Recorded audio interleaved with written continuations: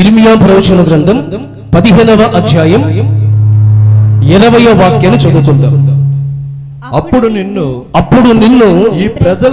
నీ ప్రజలను పడగొట్టజాలని ఇత్తడి ప్రాకారముగా నేను నియమించదను. నిన్ను రక్షించుటకును నిన్ను విడిపించుటకును నేను నీకు తోడయుందును గనుక వారు నీ మీద యుద్ధము చేయుదురు కానీ నిన్ను జయింపకపోదురని యెహోవా సెలవిచ్చుచున్నాడు. Praise the Lord. ఈ 2025లో దేవుడు మనకిచ్చిన వాగ్దానం, నిన్ను రక్షించుటకు నిన్ను విడిపించుటకు నేను నీకు తోడై ఉందును. ప్రతిరోజు మీ ప్రార్థనలో ఈ వాగ్దానాన్ని ఎత్తిపట్టి మీరు ప్రార్థన చేయాలి. మీ పిల్లల కొరకు, సంఘము కొరకు, సేవకుల కొరకు అనునిత్యము మీరు చేస్తున్న ప్రార్థన పరిచర్యలో ఈ యొక్క వాగ్దానాన్ని మీరు జ్ఞాపకం చేసుకుని ప్రార్థించాలి. మన దేవుడు ఎలా ప్రత్యక్షమయ్యారంటే మనల్ని రక్షించే దేవునిగా, మనల్ని దేవుడు విడిపించే దేవునిగా, మనకి దేవుడు తోడుగా ఉండాలని ఆశపడుతున్నాడు. 3 కోణాలలో ఈ వాగ్దానాన్ని మనం ధ్యానం చేస్తాం. మొదటి మాట, నిన్ను రక్షించుటకు. చెప్పండి అందరూ. మనల్ని దేవుడు రక్షించడానికి సంసిద్ధుడయ్యాడు. మనకి రక్షకుడుగా ఆయన ఉన్నాడు. మనల్ని రక్షించే దేవుడు ఆయనై ఉన్నాడు. రక్షణ దేవుని వశం. రక్షణ యెహోవాది. కీర్తనకారుడు దావీదు 3వ కీర్తనలో అంటాడు, రక్షణ యెహోవాదే అని అంటాడు. మనకి ఇచ్చే రక్షణ దేవుడు. ప్రొటెక్షన్ ఇస్తానని వాగ్దానం చేస్తున్నాడు. ఆపత్కాలములో, ప్రమాదకరమైన పరిస్థితుల్లో దేవుడు మనకి ప్రొటెక్షన్ ఇవ్వడానికి సంసిద్ధంగా ఉన్నాడు. తన బిడ్డలను దేవుడు ప్రమాదములో నుండి, శ్రమలలో నుండి, నిన్ను దేవుడు ఇబ్బందుల్లో నుండి విడిపించడానికి, సంరక్షించడానికి దేవుడు సంసిద్ధుడై ఉన్నాడు. కనుక మనం కూడా ప్రార్థన చేసుకుని ఆ విలువైన రక్షణ వాగ్దానాన్ని మనమందరము స్వతంత్రించుకుందుముగాక. ఈ 2025లో జనవరి ఈ నెల మొదలుకొని ప్రతి నెలలో కూడా, ఈ 12 మాసములు కూడా, ఈ 365 రోజులు కూడా సంరక్షకుడుగా, రక్షకుడుగా నీ పక్షాన, సంఘము పక్షాన, సేవకుని పక్షాన ప్రభు నిలిచి మనల్ని దేవుడు కాపాడునుగాక. దేవుడు ఎలా రక్షిస్తాడు? ఆయన రక్షణ గురించి కొన్ని మాటలు మనం ధ్యానం చేసుకుంటాం. అపోస్తుల కార్యము 4వ అధ్యాయం 12వ వచనం. దేవుని నామమునే మనము రక్షణ పొందవలెను గాని ఆకాశము కింద మనుషులలో ఇయ్యబడిన మరి ఏ నామమునైనా రక్షణ పొందలేము. రక్షణ దేవుని నామమును బట్టి మాత్రమే కలుగుతుంది. ఆయన నామమే రక్షణ నామం, రక్షించే నామం. అందుకే ఆయన పుట్టగానే ఆయన గురించి చెప్పబడింది, ఆయన రక్షకుడు, మీకు రక్షకుడు పుట్టి ఉన్నాడు. ఆయన పేరు యేసు. దేవునికి స్తోత్రం. ఈ భూమి మీద ఏ నామములో కన్నా యేసయ్య నామములోనే మనందరికీ రక్షణ కలుగుతుంది. కనుక యేసు నామమును మనం ఉచ్చరించాలి, యేసు నామమును మనం కలిగి ఉండాలి, యేసయ్య నామాన్ని మనము స్తుతించాలి, మహిమపరచాలి, పూజించాలి. అక్కడ అపోస్తలుడైనటువంటి ఆ కార్యముల్లో ఆ మాట చెప్తూ అక్కడ అంటాడు, ఏమంటాడంటే అని రాయబడింది అనెను అంటే ఎక్కడన్నారు? యెషయా గ్రంథం 45వ అధ్యాయములో. నేను మళ్ళీ ఒకసారి మీకు జ్ఞాపకం చేసి ముందుకెళ్తాను. 45వ అధ్యాయము 22వ వాక్యం. యెషయా గ్రంథం 45వ అధ్యాయం 22వ వాక్యం. భూదిగంతముల నివాసులారా, నా వైపు చూసి రక్షణ పొందండి. దేవుడను నేనే, మరి ఏ దేవుడను లేడు. చప్పట్లు కొట్టి యేసయ్యకు మహిమ చెల్లిద్దాం గట్టిగా. భూదిగంత నివాసులారా, దేవుడు ఆహ్వానిస్తున్నాడు, ఆహ్వానాన్ని తెలియపరుస్తున్నాడు, ఒక పిలుపునిస్తున్నాడు. ఏమంటున్నాడంటే, ఇదిగో నా వైపు చూసి మీరు రక్షణ పొందండి. యేసు వైపే, ఆయన వైపు చూస్తూ మనం రక్షించబడాలి. మనుషుల వైపు ఇంకెవరో సహాయం చేస్తారని ఈ సంవత్సరం ఒకవేళ నువ్వు అనుకుంటున్నావేమో, ఇక మీదట ఈ మాట వింటుండగా మనకి రక్షకుడు మన ప్రభువైన యేసుక్రీస్తు వారు మాత్రమే. Praise the Lord. ఆయన గొప్ప ప్రొటెక్ట్ చేసేవాడు, ప్రొటెక్టర్. ఆయన మనల్ని ప్రొటెక్ట్ చేస్తూ మనల్ని కాపాడుతూ దేవుడు నడిపిస్తున్నాడు. బైబిల్లో మనం చూస్తాం, దానియేలు సింహాల బోన్లో వేసినప్పుడు రాజు దానియేలు దగ్గరకు వచ్చి, ఆ మరుసటి రోజు దానియేలు దగ్గరికి రాజు వచ్చి అడుగుతాడు, దానియేలా, దానియేలా, నీవు నిత్యము సేవించుచున్న నీ దేవుడు నిన్ను రక్షించాడా? దానియేలు అంటాడు మెల్లని స్వరంతో, రాజా, రాజా, నేను నిత్యము సేవిస్తున్న నా దేవుడు నన్ను రక్షించాడు. Praise the Lord. సింహాల బోనులో ఉన్న దానియేలుని రక్షించిన దేవుడే నేడు ఈ 2025వ సంవత్సరం తొలి ఆరాధనకి దేవుని సన్నిధికి వచ్చిన మనల్ని కూడా దేవుడు రక్షించునుగాక. షడ్రక్, మేషక్, అబేద్నెగోలు అగ్నిగుండంలో పడివేయబడ్డారు.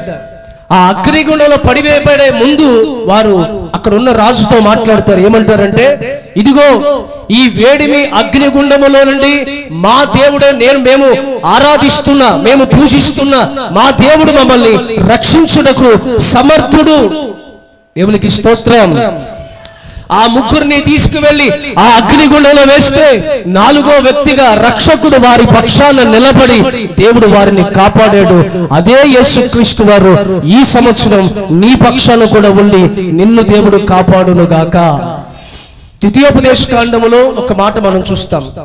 ద్వితీయోపదేశకాండం 22వ అధ్యాయం 27వ వాక్యం. అతడు ఆమెను పొలములో కలుసుకొనగా ప్రధానము చేయబడిన కేకలు వేసినను ఆమెకు రక్షకుడు. ఒక సందర్భంలో ఒక స్త్రీకి ప్రధానము చేయబడి వివాహానికి కొద్ది రోజుల వ్యవధి ఉండగా ఆ స్త్రీ పొలంలోనికి వెళ్ళి పని చేసుకుంటుంది. ప్రధానము చేయబడిన ఆ స్త్రీ పొలంలోనికి వెళ్ళి పని చేసుకుంటుంటే ఒక పురుషుడు ఆమె మీద పడబోతున్నాడు. ఆమెను చెరపాలని ఆమె దగ్గరకు వస్తుంటే ఆమె అది గమనించి కేకలు వేస్తుంది, ఎవరైనా నన్ను రక్షించండి, ఈ బలాత్కారమైనటువంటి చర్యలో నుండి నన్ను కాపాడండి, నన్ను రక్షించండి అని ఆర్తనాదాలు వేసిన బైబిల్లో రాయబడింది. ఆమెకు రక్షకుడు లేనందున ఆమెను కాపాడలేదు. ఈ సంవత్సరం నీవు కేక వేస్తే నీ పక్షాన నిలబడి నిన్ను కాపాడడానికి రక్షకుడు నీ కొరకు ఉన్నాడు. Praise the Lord. ఒకవేళ 24లో నువ్వు పిలిస్తే ఆ రక్షకుడు నీ పక్షాన అలాంటి కార్యములు అనుభవించలేదేమో. ఈ 25వ సంవత్సరంలో ఆయన అంటాడు, నీవు దేవుని దగ్గరకు వచ్చి, మనుషులు కాదు మనం పిలవాల్సింది, ఆపదల్లోనూ కష్టముల్లోనూ నష్టముల్లోనూ మన దేవుని మనం పిలవాలి. అయ్యా నాకు సహాయకుడిగా ఉండయ్యా, నన్ను రక్షించు ప్రభువా అని దేవుని మనం అడగగలిగితే నిశ్చయముగా పితరుల పక్షాన ఉండి అనేకమైన ఉపద్రవముల నుండి దాటింపచేసి రక్షించిన అదే యేసుక్రీస్తు వారు ఈ సంవత్సరములో నిన్ను, నీ ప్రయాణాన్ని, నీ బిడ్డలను, నీ వ్యాపారాన్ని, నీ ఉద్యోగాన్ని, నీ వ్యవసాయాన్ని, నీ చదువులను ఆయన రక్షించునుగాక. గట్టిగా మనం చెప్తామా? చూడండి, ఒక మాట చదువుతాం. కీర్తనల పుస్తకం 107వ అధ్యాయం 6వ వాక్యం చదవండి. కష్టకాలములో దేవునికి మొరపెట్టారు, ఆపదల్లో నుండి ఆయన వారిని విడిపించెను. 13వ వాక్యం, కష్టకాలమందు యెహోవాకు మొరపెట్టిరి, ఆయన వారి ఆపదలో నుండి వారిని విడిపించెను. 19వ వాక్యం, కష్టకాలమందు వారు యెహోవాకు మొరపెట్టిరి. 3 చోట్ల కూడా ఒకే మాట మనకి వినపడుతుంది. మన కష్టాలలో మనల్ని విడిపించేది మన దేవుడు. కష్టకాలంలో వారు ఏం చేశారట? దిక్కులు చూడలేదు. కష్టకాలంలో వారు మనుషుల వైపు చూడలేదు, నాయకుల వైపు చూడలేదు, ధనవంతుల వైపు చూడలేదు, కులస్తుల వైపు చూడలేదు, పరాయి వైపు చూడలేదు. వారు కష్టకాలంలో యెహోవాకి మొరపెట్టగా, ఈ సంవత్సరం మీరు మొరపెట్టండి, దేవుడు మీ కష్టాల్లో మీకు తోడుగా ఉండును గాక. మీరు ప్రార్థన చేయండి, దేవుడు మిమ్మల్ని రక్షించును గాక.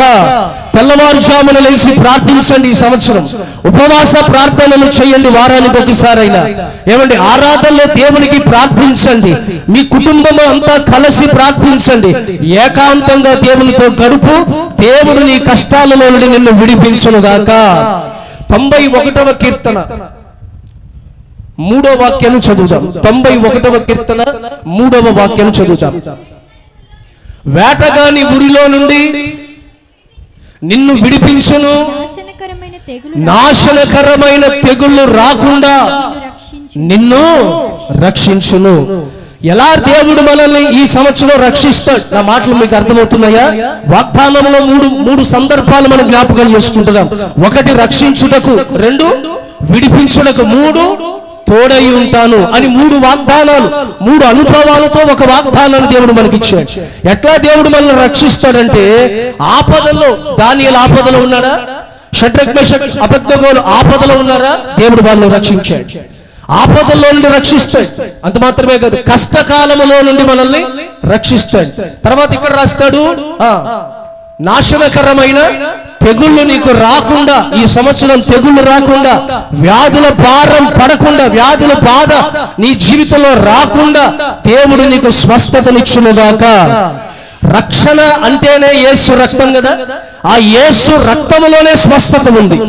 ఆయనే అన్నాడుగా, నా పంచగాయాల్లో మీకు స్వస్థత కలుగుతుంది. ఆ స్వస్థత, ఆ క్షేమము, ఆ ఆరోగ్యము, ఆ బాగుపరిచే హస్తాన్ని దేవుడు చాపి మనలందరినీ దేవుడు స్వస్థపరచునుగాక. గట్టిగా ఆమేన్ చెప్పండి. నీ శరీర రోగాలు నిన్ను విడిచి వెళ్ళునుగాక. ఈ సంవత్సరం దేవుడు అద్భుతాలు చెయ్యునుగాక. 2వ వాక్యాన్ని, 2వ మాటను చదువుకుందాం. ఇర్మియా ప్రవచన గ్రంథం 1వ అధ్యాయం 8వ వాక్యం. వారికి భయపడకు, నిన్ను విడిపించుటకు నేను నీకు తోడై ఉన్నాను. నేను నీకు తోడై ఉన్నాను. ఆమేన్ చెప్పండి గట్టిగా. నిన్ను విడిపించడానికి దేవుడు మనతో మాట్లాడుతున్నాడు. భయపడకు. దేనికైనా భయపడుతున్నావేమో, నీకు విడుదల కలగబోతుంది. నిన్ను దేవుడు విడిపించబోతున్నాడు. ఎట్లా దేవుడు మనల్ని విడిపిస్తాడు, వేటిలో నుండి దేవుడు మనల్ని విడిపిస్తాడు అనేది కొన్ని మాటలు మీకు నేర్పిస్తాను. ఇర్మియా ప్రవచన గ్రంథంలోనే 39వ అధ్యాయం 17వ వాక్యాన్ని చదువుతాం.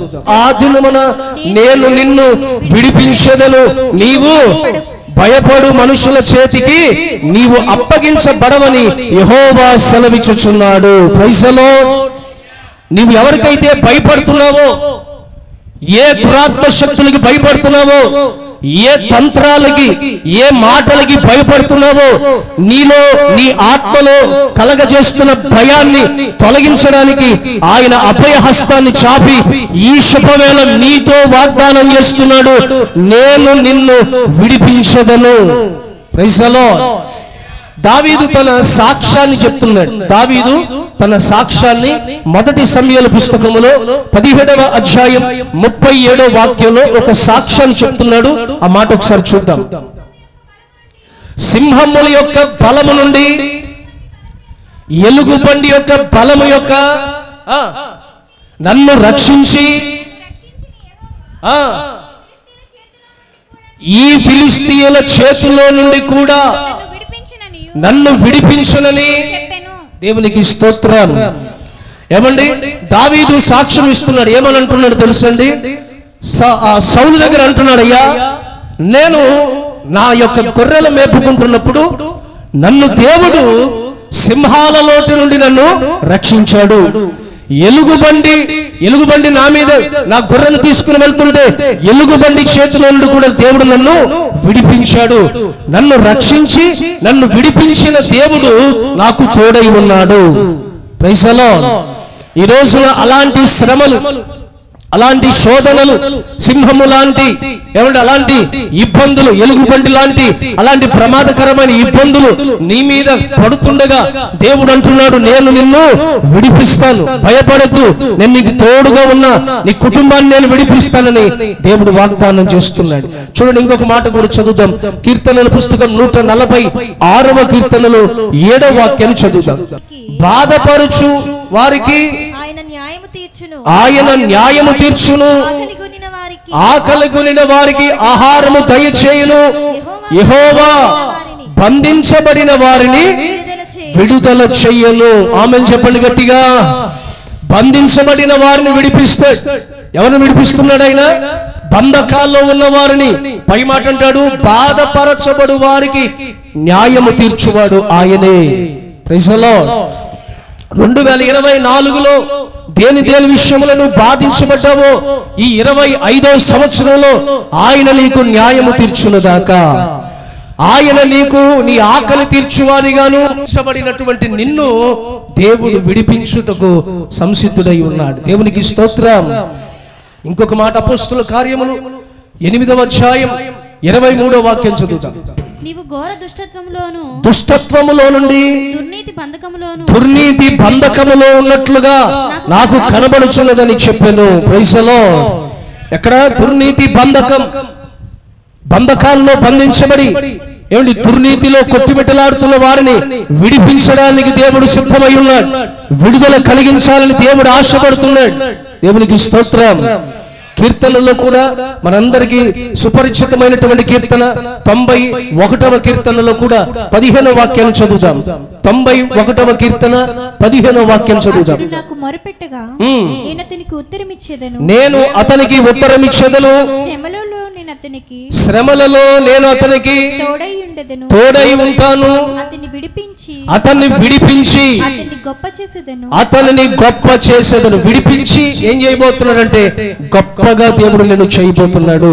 నిన్ను ఇంకా ఎదగనివ్వకుండా ఏవేవో కట్ల మధ్యలో నువ్వు కట్టబడ్డావు. ఈ 25వ సంవత్సరంలో ఆయన అంటున్నాడు, నేను నిన్ను గొప్ప చేయడం ప్రారంభిస్తాను. మన సంఘాన్ని దేవుడు గొప్ప చేయనుగాక, నీ కుటుంబాన్ని దేవుడు గొప్ప చేయనుగాక, నీ ఉంటున్న స్థలములో నీ పేరు గొప్పగా మార్చబడునుగాక. అలా దేవుడు మనందరినీ విడిపించి గొప్ప చేయనుగాక. Praise the lord. దేవుని బిడ్డలారా, మరొక మాట, యోబు 33వ అధ్యాయములో 24వ వాక్యంలో ఒక మాట చెప్తున్నారు. యోబు గ్రంథకర్త 33వ అధ్యాయము 24వ వాక్యాన్ని చదువుతాం. దేవుడు వారి యందు కరుణ చూపి పాతాళములోనికి దిగి వారిని విడిపించును. దేవునికి స్తోత్రం.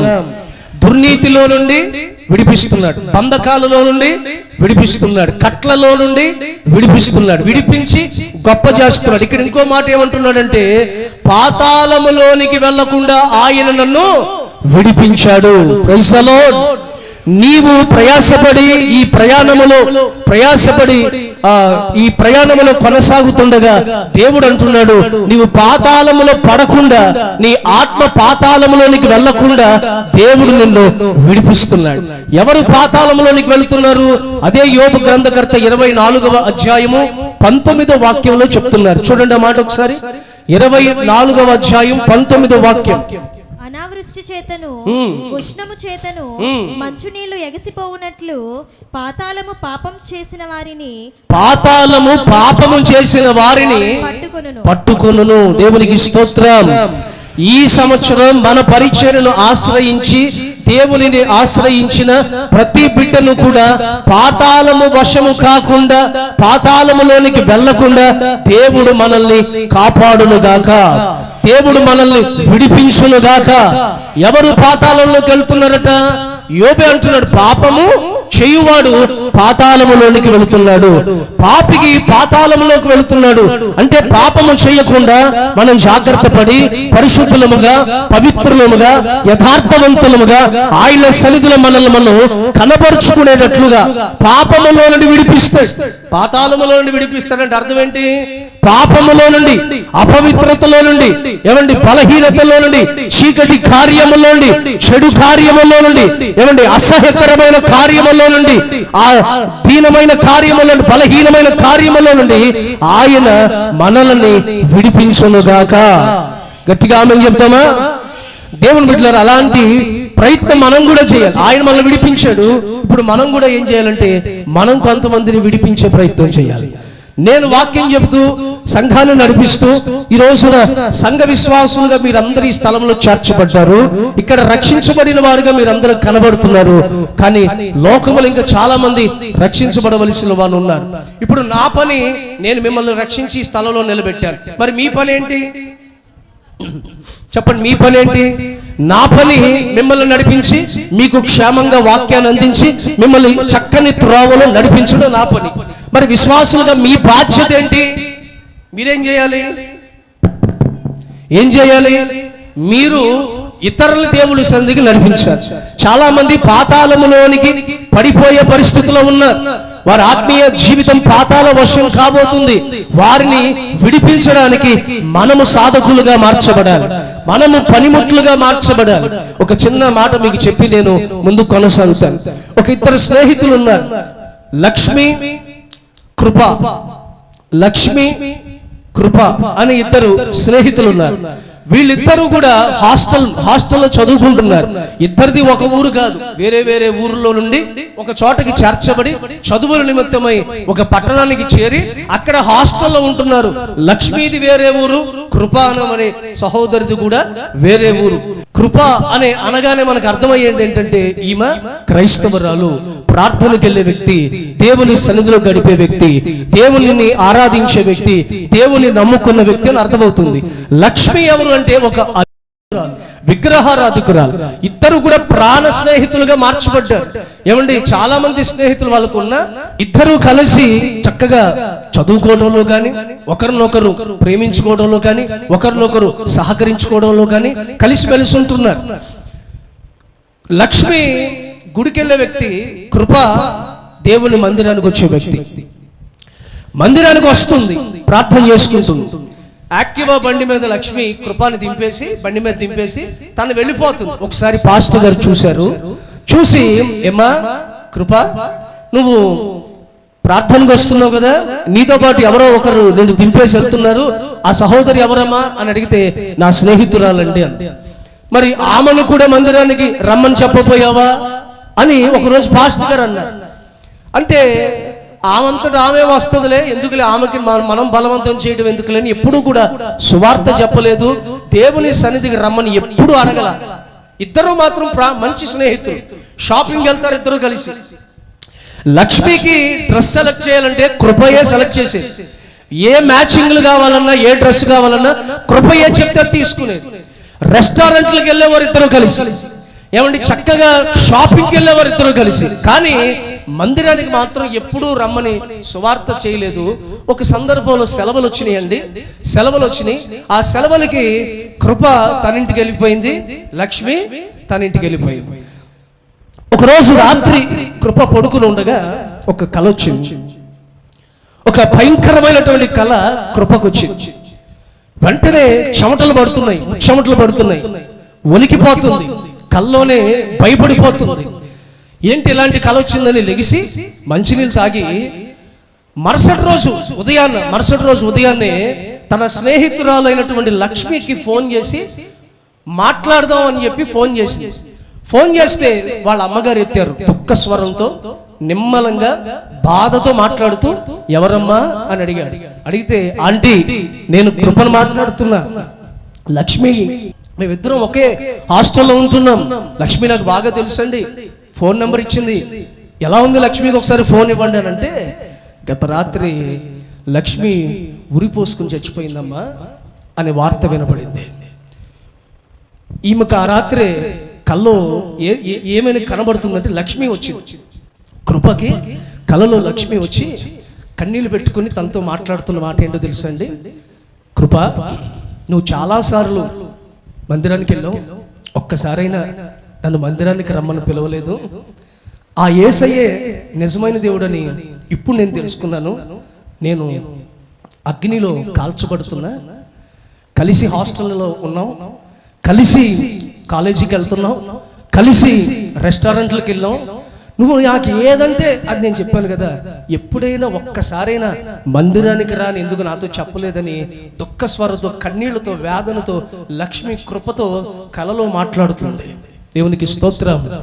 నా ప్రియ దేవుని బిడ్డలారా, ఎందుకు ఈ మాటలు మీకు చెప్తున్నానంటే, కొన్ని సందర్భాలలో మనం అనుకుంటాం మనతో పాటు ఉన్నవాళ్ళు ఏదో ఒక సందర్భంలో వాళ్ళే మారి మందిరానికి వస్తారని అనుకుంటాం. ఈరోజు ఇక్కడ యవనస్తులు ఒకరినొకరు పురుగొల్పుకున్నారు, ఒకరినొకరు మందిరానికి వెళదామని ఒకరినొకరు మాట్లాడుకుని ఆ మందిరానికి నడిపించబడ్డారు. అలాగే ఈ చోట చేరిన మనం అందరం కూడా పాతాళము వశము కాకుండా, ఈ సంవత్సరం మన మినిస్ట్రీ చేయాల్సిన పరిచర్య ఏంటంటే పాతాళము వశము కాకుండా అనేక మందిని మనము రక్షించేవారముగా, విడిపించేవారముగా, దేవుని పనిని అలాగున మనం అందరము చేయుదుముగాక. అట్టి కృప దేవుడు మనందరికీ అనుగ్రహించునుగాక.